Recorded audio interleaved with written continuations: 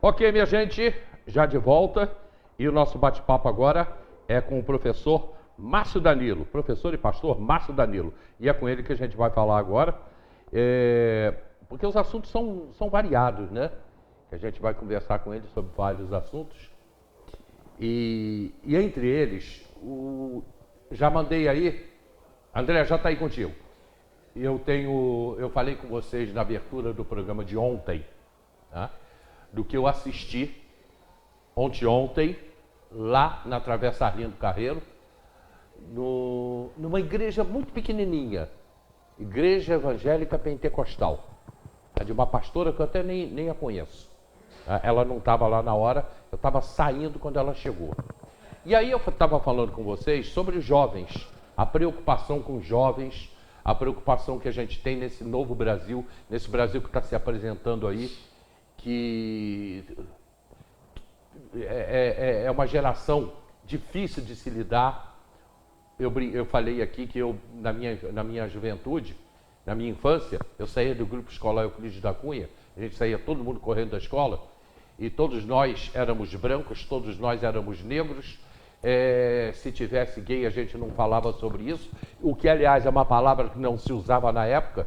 Se a gente fosse se referir, e eu não me lembro de ter falado nunca disso com ninguém, a gente falava, fulano de tal é viadinho, se é que se falava, porque nada disso importava pra gente. Era todo mundo igual, como somos todos iguais, né? E eu falava isso aqui na abertura do programa, porque eu vi o Márcio falando lá na igreja onde ele estava, cercado de crianças, todas sem celular. Agora eu vou linkar com o que o Vanderlei falou aqui. Eu perguntei ao Vanderlei sobre esse momento que a gente está vivendo de celular, e ele escrevendo a história de Teresópolis, que as pessoas nessa geração celular, nessa geração tecnológica, essas pessoas já não se interessam mais por história. Porém, eu vi diferente ontem, quando eu vi uma porção de crianças na comunidade das Paineiras, todas olhando para mim, quando eu falei durante alguns minutinhos lá, e todas olhando para o Márcio e prestando atenção no que ele falava. E ele contou a história dele, que ele vai contar aqui para a gente, e ele disse que cada uma daquelas crianças pode chegar aonde ele chegou. Então, é isso que eu queria linkar uma coisa com a outra, né? Eu acho que eu fiz bem isso aí, mostrando para vocês o que é a comunidade, que as pessoas não conhecem. Professor Márcio, pastor Márcio, bom dia. Hélio, bom dia, meu amigo. É bom te ter aqui pra caramba, tá? Bom, obrigado. O prazer é meu de estar aqui mais uma vez com você e falando um pouquinho de tudo que tem acontecido nesses dias com a nossa estado aqui em Teresópolis. Cara, foi legal pra caramba aquilo lá. Eu não sei se você viu a abertura do meu programa ontem falando sobre isso, e o que eu coloquei aqui é a minha satisfação de estar lá. Só registrando aqui, Leandro Coutinho e Jones Vargas. Não deu tempo de eu falar com o Vanderlei, que senão eu ia tomar muito do programa, mas já passei para o Vanderlei aqui que vocês escreveram. Rapaz, quantas crianças tinham ali, Márcio? Tinha umas 75, 80 crianças. Pois é, foi o que eu calculei mesmo. Fora adultos. Crianças. Fora os adultos. Fora os adultos. Fora os adultos. Foi o que eu calculei ali mesmo. Umas 80 crianças. E você contou lá, você começou a falar com as crianças, Márcio, e aquilo de certa maneira me emocionou, porque tem uma diferença de idade minha para você, mas eu tive uma infância parecida com a sua. Tá? Na minha casa não faltou carne, porque meu avô vendia porco, meu avô trabalhava com porco e galinha. Então, isso sempre tinha para comer lá em casa, carne de porco e galinha. Não era frango, não. Não era esses frango pálido, não. Era galinha mesmo. Mas era o que tinha. Foi muito difícil ali em Araras, a nossa vida. E você falou que saía de manhã para buscar farelo de pão. A minha família é uma família muito grande. Então, assim, nós fomos criados por avós e por mulheres, mãe e tias, né? Minha mãe se separou muito cedo, meu pai, quando eu tinha 7 anos, se separou da minha mãe. A minha tia também tinha separado, então, assim, cada uma delas tinha... Minha mãe tinha 3, minha tia tinha 2... A minha outra tia tinha 2, então morávamos todos juntos numa casa, de 7 cômodos, mais meu avô e minha avó. Então, assim, foi muito dificultoso a nossa infância. Não passamos fome, não chegamos a passar fome, graças a Deus. Mas, assim, a nossa vida era assim, o escape, hoje eu entendo que o escape que minha tia, minha avó teve, foi nos colocar para estudar no Brizolão, porque lá tinha café da manhã, almoço, café da tarde, e saía de lá jantado. Eles ainda davam roupa, uniforme, roupa de frio. Então esse foi um escape que minha mãe teve para poder, junto com as minhas tias, nos sustentar. E o fato que eu contei do leite, o que acontece? Quando nós saímos do Brizolão para o CIEP, do CIEP para o Campos Sales, a diretora do Campos Sales era a Miriam, está viva até hoje, é uma pessoa ótima, amiga, e minha tia trabalhava para ela. Então o que acontecia? Sobrava o biscoito do café da manhã, o Nescau da manhã, ela pedia para as merendeiras separar. O almoço do almoço. Então, quando nós saímos, na hora do almoço, a gente levava o que sobrou do almoço, a comida, né? Limpa, aquela do almoço, e do café da manhã, que era biscoito ou Nescau. E isso era assim, lembra aqueles vasilhame de leite? Sim, não. Era ali que a gente levava. Quantos anos você tinha? Eu tinha primeira série, 10, 8 para 10. 8 para 10, 10. E você tinha Muito novo. consciência que aquilo ali era importante para a tua família? Aquela comida que você levava? Sim, porque Você era, já aquilo, tinha essa consciência? porque era aquilo que nós jantávamos durante... O leite e o biscoito é o que nós tomávamos à noite. E a comida era janta. A gente chegava tarde, o leite era para o café da tarde e a comida era para janta. Então, eu sabia, eu já tinha a necessidade, eu já tinha a consciência disso. Eu já tinha consciência disso. Graças a Deus, assim, eu sempre fui muito consciente. É por isso que eu acho que eu fui muito pirracento, muito problemático. Né? Porque eu nunca aceitei essas situações. Eu não aceitava isso. Mas eu estava passando, era um tempo, era um processo, eu tinha que entender isso. Mas, assim, nós passamos isso durante muitos anos da nossa vida. Muitos anos da nossa vida. Nós vivemos assim. Minha mãe sempre foi trabalhadeira, minha avó, meu avô, minhas tias, mas era muito criança. Era muita criança dentro de uma casa. É complicado. É difícil. Pois é, você sabe que eu vejo isso, eu estou aqui, você está falando. Aliás, ontem lá, ontem, eu também estava pensando isso. A gente é preparado para o nosso. Eu acho que Deus nos prepara para o que vai fazer com a gente anos depois, tempo depois. Talvez, você não acha que isso foi uma preparação? Você, criança, o Márcio lá, aquele molequinho lá das paineiras, estava sendo preparado para isso que aconteceu ontem? Para aquela noite que você teve lá? Eu não acho, eu tenho certeza. Eu tenho certeza que, eu sempre falo isso com a minha filha e com a minha esposa, Deus estava me moldando para tudo que Ele ia fazer na minha vida anos após. Porque hoje eu consigo ser humano, Hélio. Hoje eu sou ser humano. Eu consigo sofrer com o sofrimento das pessoas. Eu consigo sentir dor de outras pessoas. Eu consigo sentar, e Deus me deu isso no meu coração, eu consigo sentar, eu sempre falo isso com a minha esposa, eu consigo sentar com o milionário, com o rico, com o pobre ou com o mendigo para comer.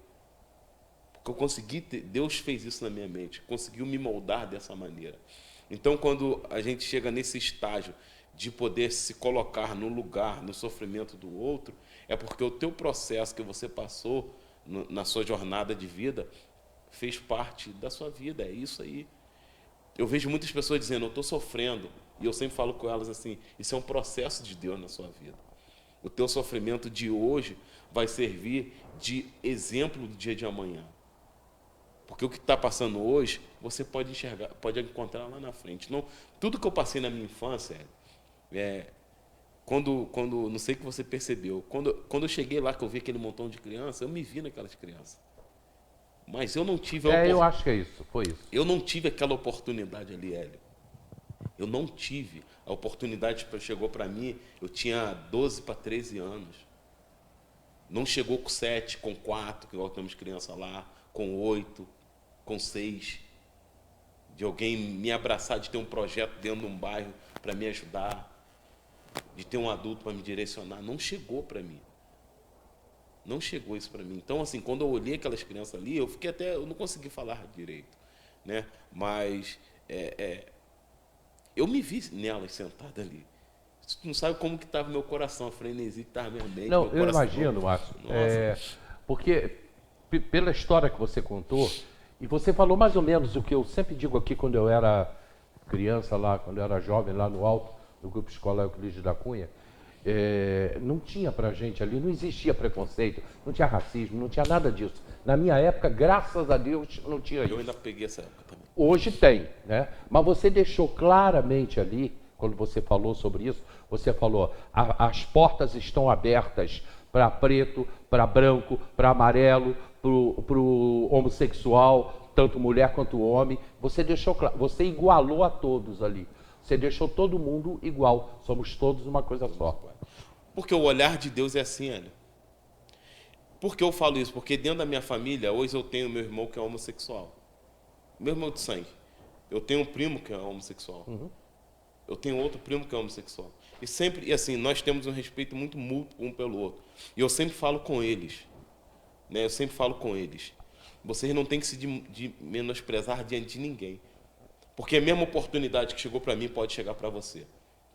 O que eu queria deixar bem claro para todos eles lá. A mesma porta que Deus, de repente, abriu para mim, vai abrir para você, independente da tua cor, independente da sua religião, independente da sua opção sexual. Nós temos que quebrar isso. Dentro da minha família, eu tento quebrar isso. Você percebeu, eu tento falar isso com meus sobrinhos. Vocês vão conseguir. Vocês não foram formados para isso, que a sociedade quer que vocês sejam. Que você mostrou para eles o teu livro, o teu diploma, você falou, eu hoje moro do outro lado do mundo e ganho relativamente bem, vocês também podem fazer o que eu fiz. É isso que eu quero que eles entendam. Porque eu nasci no mesmo lugar, eu cresci na mesma comunidade, eu vivi as mesmas realidades da comunidade. Na minha época tinha tráfico de droga, tinha tráfico de droga. Na minha época tinha problema social, tinha problema social. Aí eu deixo bem claro para eles, por que eu consegui, que era o improvável de toda a minha família, de todo o contexto de amigos, eu era o improvável, eu era o pior de todos. De todos. Por que eu, que era o improvável, consegui chegar e vocês não vão conseguir? Qual é a diferença? Não existe diferença. Se você conseguir já é uma grande vitória. Eu sempre falo com meus professores isso. Eu não quero salvar 100. Um pastor de 88 anos me ensinou uma coisa. Eu, naquele frenesi de pastor novo, eu queria pregar para todo mundo, entrar na casa de todo mundo e abraçava os problemas de todo mundo. Um dia ele me chamou, sentou, falou assim comigo: Pastor Márcio, posso dar um conselho ou um direcionamento? Eu falei, sim, senhor. Ele falou assim: meu filho, você não vai salvar todo mundo. Jesus não conseguiu salvar todo mundo. Você não vai conseguir. Eu falo isso com meus professores. Gente, nós não vamos conseguir mudar a história de 80 crianças. Mas se a gente conseguir mudar a história de uma, o projeto valeu a pena. Já valeu a pena. Já valeu a pena. Eu tenho aqui algumas pessoas participando. Marcela está aqui com a gente, tua esposa, né? Marcela, um abraço aí para você. Logo mais a gente vai estar junto, né? Tá junto. Marcela vai também? Vai. A gente vai estar junto logo mais. Carlos Martins. Carlos Martins, ele mora lá no interior. Ele é gestor público, uma pessoa, é meu amigo, é um cara muito, muito, muito consciente desse mundo que a gente está vivendo hoje. Ele botou aqui: bom dia, pastor Márcio, bom dia, Hélio. Que história de vida, meu irmão. Me identifico muito com a tua história. Também tive uma infância muito humilde. Minha mãe lavadeira lutou para criar sozinho 3 filhos. Porém, Cristo foi a diferença na minha vida. Me converti aos 9 anos de idade. O Márcio, o Carlos Martins, como eu falei, ele é gaúcho. Ele é gaúcho, mora aqui em Teresópolis, casado com a professora Roberta Hollenberg. Leandro Coutinho, Hélio, preconceito sempre existiu na história. Veja a história dos hebreus, por exemplo. Até hoje existe preconceito. É verdade isso. Até hoje tem. Mas eu não coloco como preconceito, Leandro. Eu coloco o seguinte: É o homem querendo dominar o homem. Eu sou mais forte, vou dominar o que é mais fraco. Eu coloco assim, tá? O homem querendo dominar o homem. Ô Márcio, e até quando que Deus se fez presente na tua vida? Não sei, já ouviu um pouquinho da minha história. Quando nós pequenos na Paineira existe ainda, graças a Deus, ela está viva, missionária Antônia. Essa mulher tinha 7 filhos. E todo domingo de manhã, ela é da Assembleia de Deus, todo domingo de manhã ela passava em todas as casas pegando as crianças. Eu ia porque eu queria o café da manhã. Eu sou sincero, eu sempre falava isso com ela. Eu ia pelo café da manhã, pelo pão, pelo leite, pelo Nescau que tinha. Eu não tinha interesse nenhum. Mas todo domingo ela levava, passava lá em casa, pegava todas as crianças, pegava as crianças de todas as famílias e levava. Escolinha bíblica, depois devolvia, descia entregando todo mundo. E quando eu fiz 12 para 13 anos, eu simplesmente falei que eu não queria. Eu pensava que eu tinha um livre arbítrio da minha vida, né? Porque tu já começa a ingressar na parte jovem da igreja, e eu não queria compromisso com nada, então eu saí. E antes de eu sair, eu lembro até hoje, no pátio da igreja, ela falou assim comigo: eu ainda vou ver você pregando pelo mundo inteiro. A tua voz e o evangelho através da tua boca vai chegar nos 4 cantos do mundo. E um dia eu vou te ver em cima de um púlpito pregando. Amém.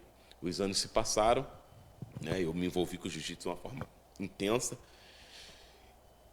No ano de 2008, 2007, 2008, eu já estava casado com a Marcela, tudinho. 2008, a minha mãe ficou enferma. E uma enfermidade que médico nenhum descobria. Nada. E minha mãe ficou 43 dias internada. 43 dias internada. Eu lembro até hoje. Um domingo eu fui na casa da minha mãe e desci para ir visitar ela. Antes de eu visitar ela, um amigo falou assim comigo, num sábado, eu ia visitar ela no domingo. Um amigo falou assim: vamos no culto, cara. Perdão. Vamos no culto amanhã. E, tipo assim, eu fiquei no coração. No domingo eu fui na casa da minha mãe de novo, eu ia visitar ela à tarde, só que aí eu não fui à tarde. Eu desci na casa de uma amiga, estava tendo uma festa. E eu lembro até hoje que ela pegou um copo de cerveja assim, me deu um copo de cerveja. Eu peguei aquele copo de cerveja, sentei para tomar aquela cerveja. Alguma coisa bateu no meu coração, de uma forma. Eu olhei para o copo de cerveja, pensei. Lembrei do convite do meu amigo, peguei o copo de cerveja, entreguei na mão dela, minha amiga Monique. Entreguei na mão dela e falei assim: a partir de hoje eu não boto mais nada de álcool na boca. Porque eu já não bebia, né, daquela forma. Eu não bebo. E hoje eu vou na igreja. Do nada, assim, do nada. Desci para casa, falei com a minha esposa na época. Ela muito católica roxa, Marcela criada, tava... de criança, inserida. Sempre foi uma mulher de Deus. Entendeu, foi comigo ao culto. Nós fomos na Igreja Batista Missão Várzea, lembra? Pastor Sidaco, Missão Várzea, no centro.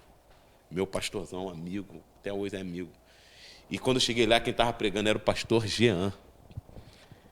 Eu não lembro da mensagem. Eu não sei qual foi o texto. Eu só me lembro que eu se joguei no altar. E no altar veio um homem de Deus e falou assim: por causa da tua entrega, Deus está mandando um anjo lá no hospital hoje. Nunca tinha me visto. Deus está mandando um anjo no hospital hoje. E está fazendo um milagre por causa da sua entrega. Ponto. Saí dali, fomos para casa, dormimos. No outro dia acordei, fui visitar minha mãe. Olha isso, meu corpo arrepia. Quando eu chego lá, minha mãe está sentada, na cama. Sexta-feira minha mãe estava no CTI. Sábado também, domingo também. Segunda ela está sentada, veio na minha cabeça: pronto, minha mãe, os últimos tempos, né? 10 botaram aqui para ela vai morrer. Quando eu cheguei lá, minha mãe mandou eu entrar. Meu filho me abraçou, tudo bem, tudo bem. Minha mãe falou assim: meu filho, ontem, de madrugada, eu estava aqui, a porta abriu e entrou um homem, todo de branco aqui. O homem parou, ficou me olhando, colocou a mão no meu peito falou assim, está preparada para ir embora para casa? Esse homem saiu, eu levantei, sentei, chamei a enfermeira, pedi para comer, ela tomou um susto. Hoje de manhã eu contei a história para ela que teve um médico aqui ontem de madrugada, ela falou assim, nesse horário não tinha médico nenhum de plantão. Aí eu entendi, eu falei com ela, mãe, eu voltei para Jesus ontem. O Espírito Santo tomou conta daquele momento e eu entendi que, através da minha decisão, Deus fez um milagre na minha casa. Desde 2008 eu venho caminhando com o Senhor, sendo fiel a Deus, porque eu sei que uma decisão minha pode mudar toda a história da minha família. Você conhece o Marcelo, ali da igreja do Vinícius, da trupe? Marcelo, amigo. Há tempos atrás, Marcelo, até uns 2 meses aí, Marcelo aqui no programa, a gente fazendo um bate-papo aqui, Marcelo me contou que a trupe, né, os palhaços, a palhaçaria, eles foram no Hospital São José e eles entraram lá no setor de oncologia, onde tem as pessoas com câncer, né? E entraram cantando, tocando, fazendo brincadeira com as pessoas. E tinha uma senhora em coma já há muitos meses. A família dela estava lá ao lado da cama quando eles entraram, né? Aí eles pediram permissão e a família autorizou, eles brincaram com ela, mas ela em coma. Ô Márcio, ela acordou. Isso foi aqui no Hospital São José. E não tem 1 ano que esse fato aconteceu. Ninguém explica isso. Quem vai explicar? Deus? E a gente nem precisa de explicação, né? Mas ela estava em coma há meses, a família estava junto. E aí a trupe entrou, começou a dançar e de repente ela acordou, saiu do coma. Como explicar? A medicina não consegue explicar, como não explica até hoje da minha mãe. Porque, aliás, a gente nem precisa de explicação para isso, né? Não deixa estar. Mas são fatos que acontecem e que a gente tem que olhar que por trás da gente... Existe um Deus todo-poderoso. Existe um Deus que tem poder ainda no céu e na terra. E, infelizmente, um sistema quer tirar do coração e da mente das pessoas o poder desse Deus. Esse Deus que ainda faz milagre dentro do impossível do ser humano. Esse Deus que escolhe um menino que é um nada, um improvável, para tornar em alguma coisa. Um Deus que entra dentro de um CTI onde os médicos já deram a última palavra e muda a história. E traz a vida àquele que já para os médicos não tinha vida. Existe um Deus que rege sobre a terra, querendo o homem ou não, eu sempre digo isso, querendo o homem ou não, querendo autoridades ou não, existe um Deus que é vivo, que o controle ainda do mundo está na mão dele. A Bíblia vai dizer que ele faz da terra os capos do seu pé.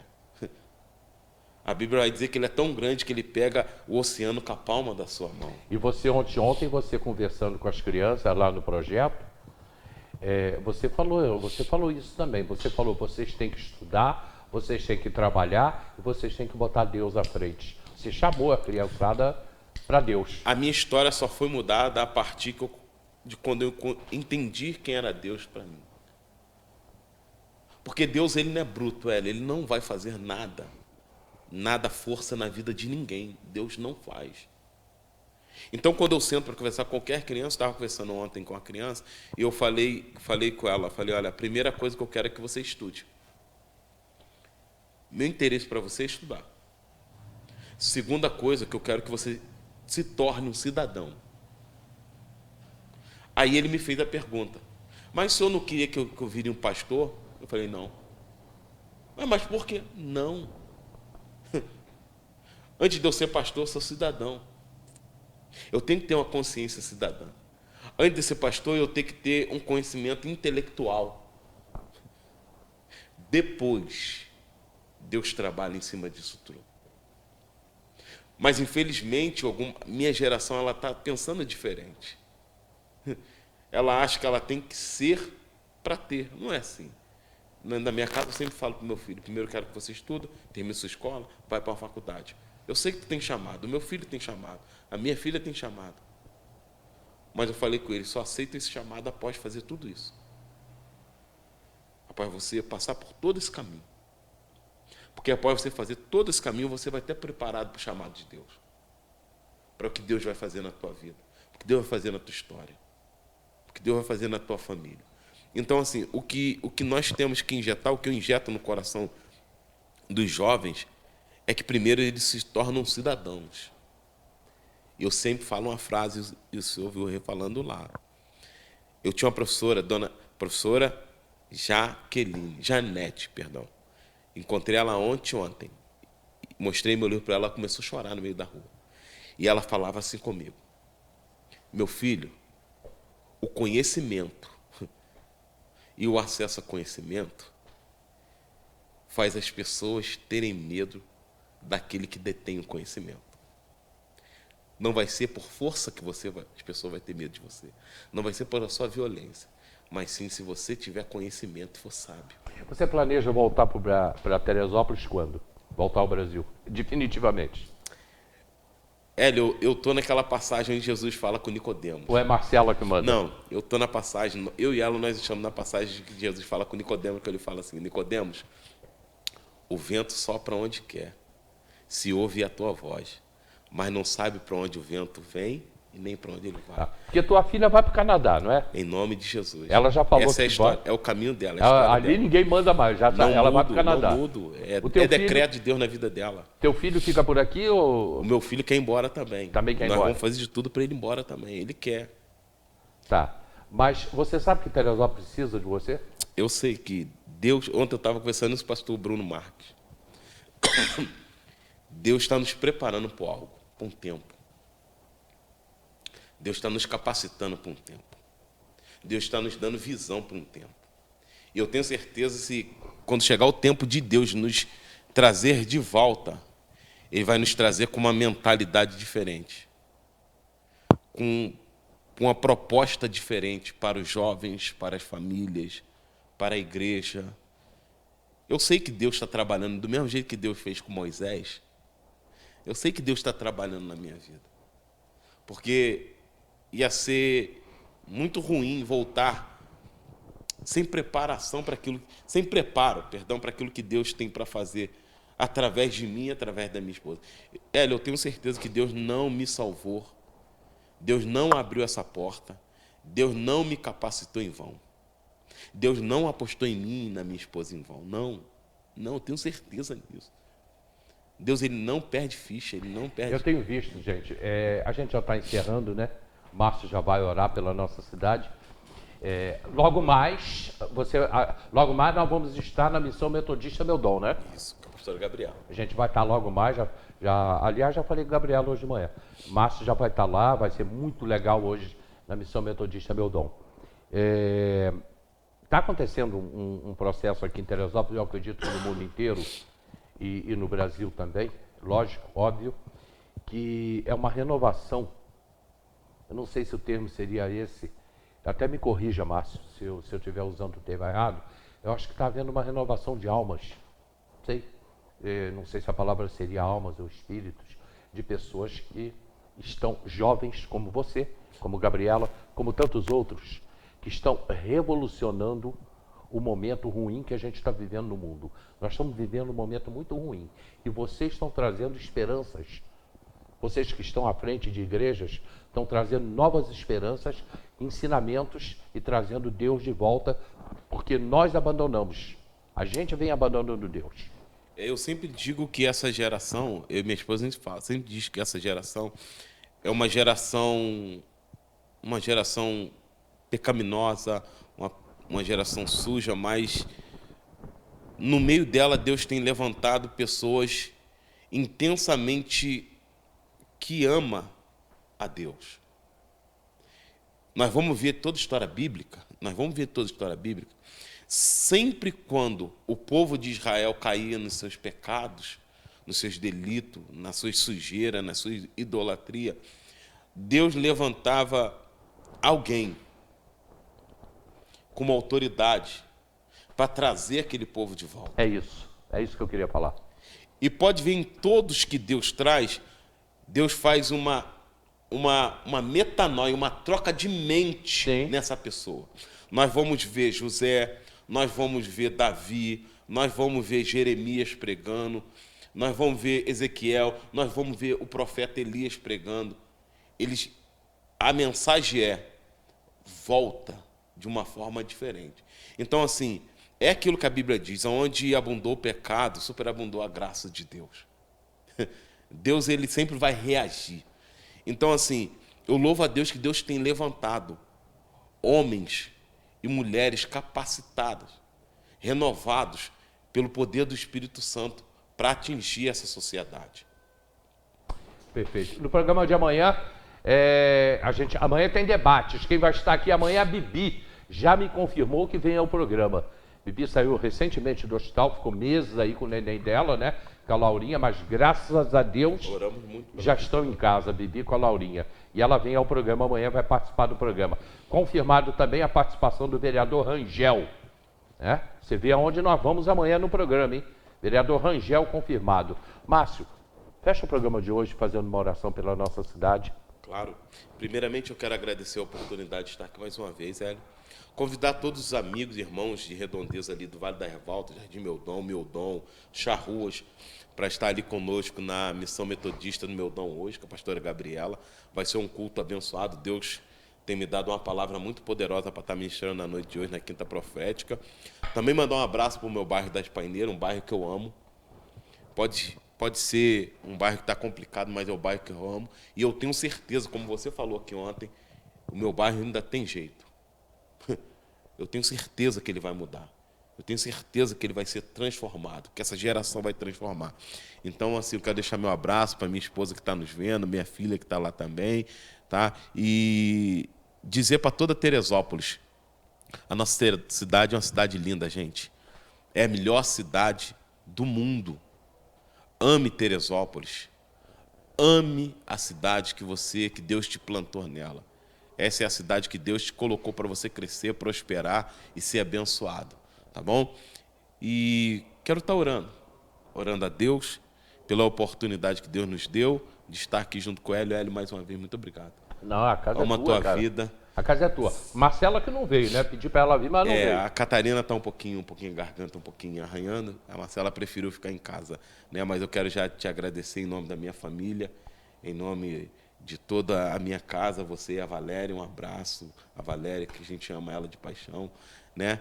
Que Deus abençoe. Mas eu quero estar orando por Teresópolis nesse momento e liberando a bênção de Deus sobre a nossa Só um cidade. instantinho. Marcela, ela botou aqui, ser pastor não é profissão, é chamado.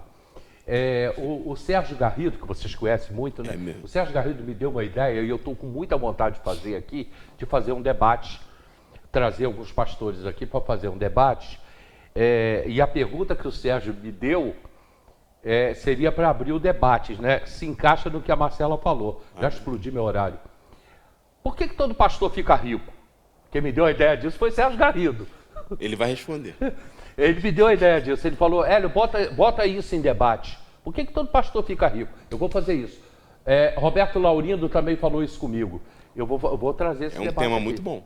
Não é um tema bom? É um tema bom. Eu acho que todos querem saber. Obrigado, pessoal, que participou do programa aqui. Muito obrigado mesmo. Marcela já botou, hoje à noite estaremos juntos, firme e forte, vamos estar lá. E vamos orar? vamos. Senhor, muito obrigado por essa oportunidade que o Senhor nos concede mais uma vez, de estar junto do teu filho diante da TV Diário. Peço, Senhor, que nesse momento o Senhor estenda a tua mão sobre a cidade de Teresópolis, sobre os empresários, de todo modo em geral. Senhor, visite os hospitais, os orfanatos, aonde só o Senhor possa entrar. Visite os bairros, Senhor, violentos da nossa cidade, arrancando dele todo o mal. E também te pedimos, ó Deus, que abençoe a vida do Hélio, o seu programa, que tem sido uma bênção para a nossa vida, para toda Teresópolis, e que na noite do dia de hoje o Senhor se faça presente na Metodista, derramando a tua paz e a tua glória sobre aquele lugar. Senhor, muito obrigado por tudo, nos abençoe e nos guarde. Em nome de Jesus é que oramos. Amém. Amém. E 4 horas reprise, meia-noite reprise, amanhã a gente está de volta. Amanhã tem debates a partir das 10 da madrugada, hein? Vereador Rangel, a Bibi, estou aguardando uma confirmação do Quincas ou do Vanderlei. Um dos dois vão estar aqui amanhã também. Aquele abraço para vocês, bom dia.